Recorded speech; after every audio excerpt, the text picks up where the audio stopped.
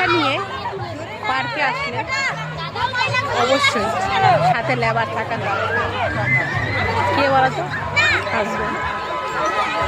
এই যে আমি আজকে একা এসেছি, আমার হাজব্যান্ড নেই আজকে, আর আমি নড়াচড়া করতে পারছি না। এই দেখছো, এই হচ্ছে আমি পার্কে এসে চাকরি পেয়ে গেছে।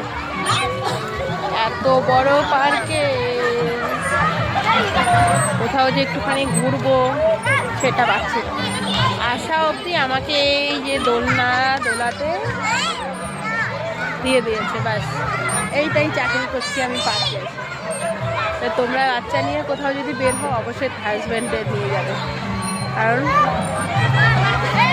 এই বাচ্চাদের দেখবে কে।